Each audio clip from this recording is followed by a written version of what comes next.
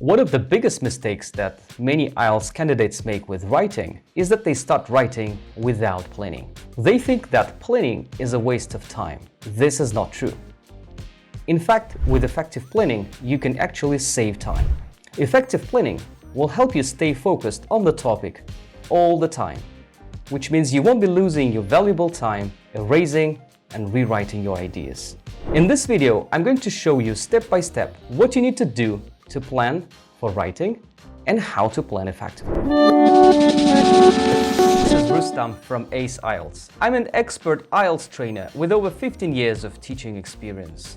I'm currently based in Turkey, where I teach at one of the leading and most innovative universities. I've created this channel to support you on your IELTS prep journey, to help you ace the test and achieve the desired score so that you can follow your dreams. I've divided the content into 2 videos. In this first video, we're going to look at how to analyze the question and understand the task. While in the second video, we're going to look at how to generate and organize ideas. There will also be a gift for you that I will talk about at the end of this video. So watch it till the end, and if you like the video, make sure you subscribe for more great content. Are you now ready to begin? Let's dive in. It's important to plan before you start writing your essay. You need to spend between 3 and 5 minutes max on planning. So, planning can be divided into 2 steps. Step 1, understanding and analyzing the question. This is what we're going to cover in this current video. And step 2 is generating and organizing ideas. I'm going to create another video on this topic. Now, to help you with step number 1, understanding the question, you will need to ask yourself 3 questions. Question 1, what is the topic? There will be a broader topic like technology, education, traveling, healthcare. But knowing the topic only is not enough. You need to ask yourself this question. What is the aspect of the topic that you need to focus on? Every topic, a broader topic like education, for example, can have a number of different aspects. So you need to precisely know what the aspect is and what to focus on. And question number 3 is, what is the task? So you need to know precisely what you need to do. Whether you need to discuss both views and then give your opinion, or just give your opinion. Let's look at the simple essay topic here. It reads, we live in a technological age. However, technology cannot solve all the world's problems. Therefore, some people argue that we need to place less emphasis on technological solutions and more on other values. To what extent do you agree or disagree?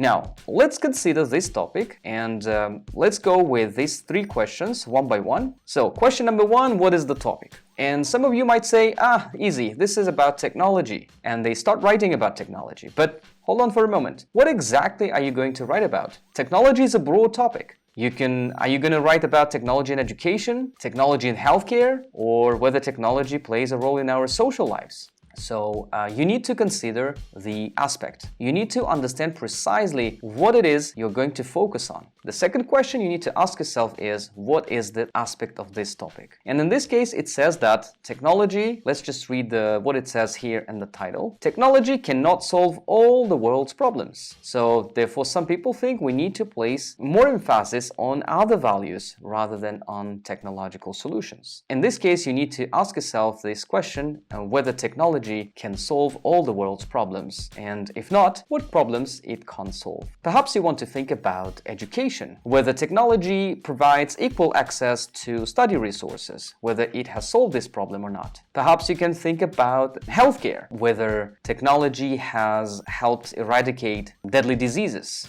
Okay, so these are some of the values that you will need to consider before you start writing. Finally, you need to understand precisely what your task is. To understand your task, you always need to read the instructions. These may be phrased as, to what extent do you agree or disagree, like in our example, or do you agree or disagree? The instructions may also ask you to discuss both views and then give your opinion, or even suggest possible solutions to a given problem. You always need to plan your essay in accordance with the instruction words. Let's get back to our example. The instructions say, to what extent do you agree or disagree? Now, what do you think is your task here? I'm going to give you 3 options, A, B, and C, and if you want, you can pause the video for a moment to think. Now, the correct answers are B and C. To what extent do you agree or disagree basically means how much you agree or disagree. Which means you have 3 possible scenarios here. 1, you completely agree. 2, you completely disagree, and 3, you only partly agree, which means you agree and disagree at the same time. Many students mistakenly think that they have to support only one side of the idea or proposition. It's not true. It's totally fine if you agree only partially. If you partly agree or disagree, you may want to use phrases like this. There are some arguments for and some arguments against, or if you more agree than disagree, you may want to say something like this. While there are some good reasons to oppose this idea, on the whole, I prefer to agree because. So, because is important, guys. Pay attention that you always need to provide some justification when giving your opinion. This is an opinion essay, so your reasons are important. If you simply use these cliche phrases but do not support them with your opinion or reasons, you are signaling the examiner that you simply memorize these phrases, and you won't probably achieve a band score of 7 or above. This is the end of my first video. We've looked at step 1 of the planning process. We've looked at how to analyze the question, understand the topic, and the task. Stay tuned for my second video, in which we're going to look at step 2 of the planning, generating and organizing ideas.